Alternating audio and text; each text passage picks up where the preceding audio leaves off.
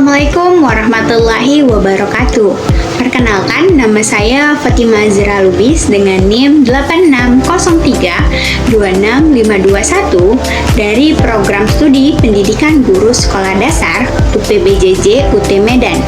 Di video ini, saya akan memaparkan sebuah topik yang sangat relevan bagi kita semua sebagai calon pendidik maupun bagian dari masyarakat terdidik, yaitu pilar-pilar pendidikan dan relevansinya di era digital. Mari kita mulai.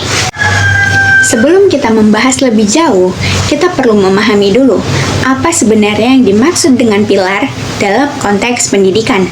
Menurut KBBI, pilar berarti tiang penguat atau dasar yang pokok. Dalam dunia pendidikan, pilar adalah penyangga yang membuat sistem pendidikan berdiri kokoh dan tidak mudah goyah. Pilar berbeda dengan asas. Jika asas adalah pondasi, tempat pikiran dan pendapat tentang pendidikan berpijak, maka pilar adalah tiang yang berdiri di atas pondasi itu. Keduanya tidak bisa dipisahkan. Lalu, apa saja pilar-pilar itu? UNESCO pada tahun 1996 merumuskan 4 pilar pendidikan abad ke-21. Yang pertama, learning to know, yang kedua, learning to do, yang ketiga, learning to live together, dan yang keempat, learning to be. Keempat pilar ini adalah tiang penyangga pendidikan yang ideal dari masa kini hingga masa depan. Nah, berbicara tentang pilar pendidikan di Indonesia, kita tidak bisa lepas dari pemikiran Ki Hajar Dewantara, Bapak Pendidikan Nasional kita. Beliau mewariskan 3 prinsip yang menjadi asas peran bagi setiap pendidik. Yang pertama, Ingarso Sung Tulodo, artinya di depan memberi teladan. Seorang pendidik harus menjadi contoh nyata, baik dalam sikap, perilaku, maupun karakter. Sebelum mengajar orang lain, pendidik harus lebih dulu menunjukkan keteladanan. Yang kedua, Ingmadio Mangun Karso, artinya di tengah membangkitkan semangat.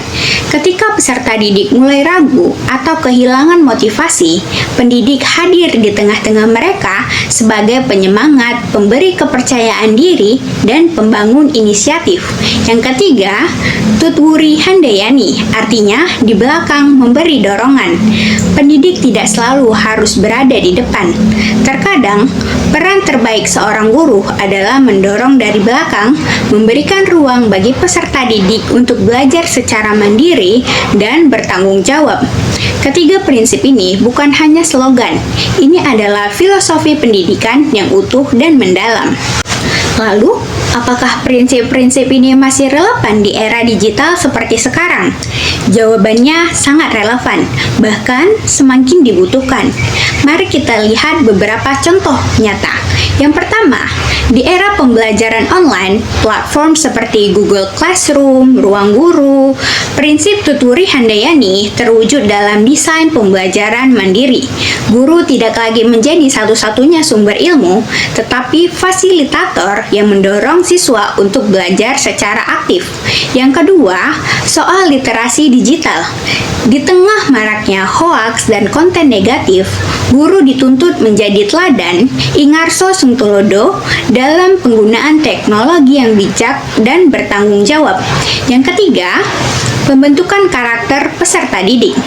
Derasnya arus media sosial mengancam identitas diri generasi muda. Disinilah pilar learning to be bekerja, mendidik siswa untuk mengenal potensi diri dan tidak mudah terbawa arus negatif. Program profil pelajar Pancasila yang sedang diterapkan pemerintah adalah salah satu bentuk nyatanya. Keempat, era digital membuka kolaborasi lintas batas. Prinsip Ingmadio Mangun Karso mendorong siswa untuk aktif berpartisipasi secara inklusif dalam komunitas belajar global. Sebagai penutup, izinkan saya menyampaikan 3 refleksi singkat. Yang pertama, Di era di mana informasi bisa diakses kapan saja dan di mana saja, peran guru bukan lagi sebagai sumber tunggal ilmu pengetahuan. Guru adalah pembimbing, dan itulah inti dari 3 prinsip Ki Hajar Dewantara.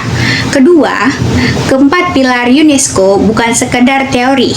Ia adalah peta jalan bagi pembelajaran sepanjang hayat, sebuah jawaban filosofis untuk menghadapi disrupsi teknologi yang terus berubah. Ketiga, dan yang paling penting, nilai-nilai lokal yang diwariskan Ki Hajar Dewantara tidak ketinggalan zaman. Justru, di tengah era algoritmik yang serba cepat ini, pendidikan yang humanis, berpusat pada peserta didik, dan memberdayakan itu adalah yang paling kita butuhkan. Demikian pemaparan saya tentang pilar-pilar pendidikan dan relevansinya di era digital. Jika ada kesalahan, saya mohon maaf. Wassalamualaikum warahmatullahi wabarakatuh.